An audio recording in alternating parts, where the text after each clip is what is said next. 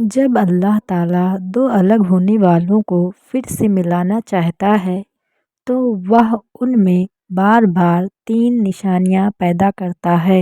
Number 1، دلوں میں بے چینی اور یاد۔ دونوں کے دل ایک دوسرے کے لیے بار بار بے چین ہوتے ہیں، چاہے زبان سے انکار کریں مگر دل نہیں مانتا۔ نمبر 2، دعاؤں کا جڑ جانا۔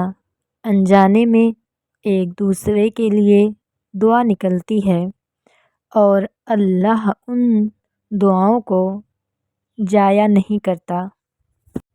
نمبر 3، راستوں کا آسان ہو جانا۔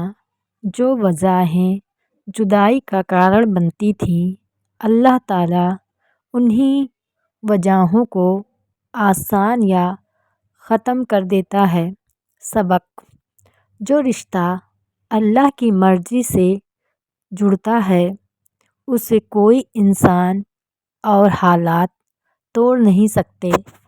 حدیث کی روشنی میں نبی کریم صلی اللہ علیہ وسلم نے فرمایا، اللہ دلوں کو جوڑنے والا ہے۔ اگر وہ چاہے تو دوریوں کے باوجود دلوں کو ایک دوسرے کی طرف پھیر دیتا ہے۔ رسول اللہ صلی اللہ علیہ وسلم نے فرمایا، دو دل اللہ کی قدرت سے جڑتے ہیں اور وہی انہیں آزمائش کے بعد پھر ملا دیتا ہے۔ بخاری۔ دلوں کے حالات پر حدیثوں کا مفہوم۔ نبی کریم صلی اللہ علیہ وسلم نے فرمایا، روحیں جمع کی ہوئی فوجیں ہیں۔ جو روحیں پہلے ایک دوسرے کو پہچان لیتی ہیں وہ آپس میں جڑ جاتی ہیں۔ صحیح مسلم۔ اس کا مطلب جو رشتہ اللہ نے لکھا ہو وہ جدائی کے بعد بھی کھنچ کر واپس آتا ہے۔ رسول اللہ صلی اللہ علیہ وسلم نے فرمایا، اللہ جب کسی کام کا ارادہ کرتا ہے تو اس کے لیے دلوں کو تیار کر دیتا ہے۔ طبرانی۔ مفہوم۔ نتیجہ: جس کا ملنا اللہ کی مرضی سے ہوتا ہے ان کی جدائی بھی آخر کار اسی ملن کا راستہ بناتی ہے۔ نبی صلی اللہ علیہ وسلم نے فرمایا، اللہ جس رشتے میں بھلائی چاہتا ہے اس میں سختی کے بعد آسانی پیدا کر دیتا ہے۔ قرآن کے مفہوم۔ حدیثوں کی تشریح۔ رسول اللہ صلی اللہ علیہ وسلم نے فرمایا، اللہ ٹوٹے ہوئے دل کو سب سے پہلے جوڑتا ہے، پھر حالات کو اس کے مطابق بنا دیتا ہے۔ حکمت پر آدھارت حدیثیں۔ مفہوم۔ نبی کریم صلی اللہ علیہ وسلم نے فرمایا، اللہ بندے کے گمان کے مطابق ہوتا ہے۔ اگر بندہ ملن کی امید رکھے تو اللہ راستے بنا دیتا ہے۔ صحیح بخاری صحیح مسلم سے ثابت ہے۔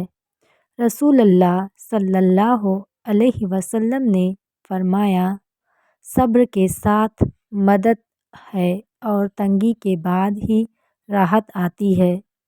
مطلب جدائی صبر کی آزمائش ہے اور ملن اللہ کی مدد۔ نبی کریم صلی اللہ علیہ وسلم نے فرمایا، اللہ جب کسی بندے سے محبت کرتا ہے تو اسے آزما کر نکھارتا ہے۔ طبرانی۔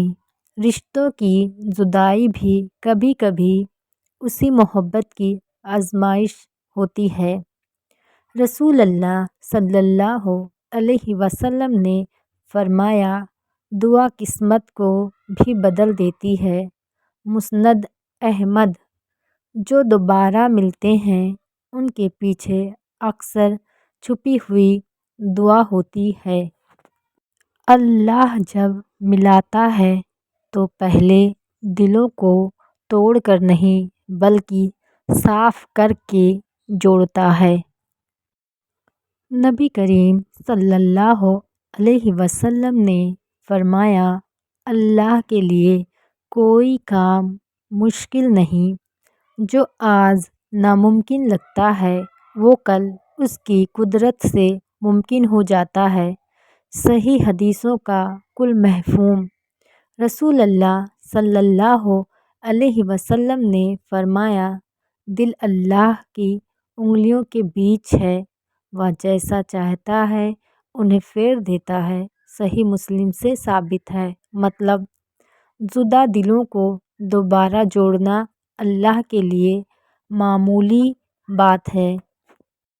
نبی کریم صلی اللہ علیہ وسلم نے فرمایا، اللہ جب کسی بندے کے لیے بھلائی کا ارادہ کرتا ہے تو اسے تکلیف سے گزارتا ہے۔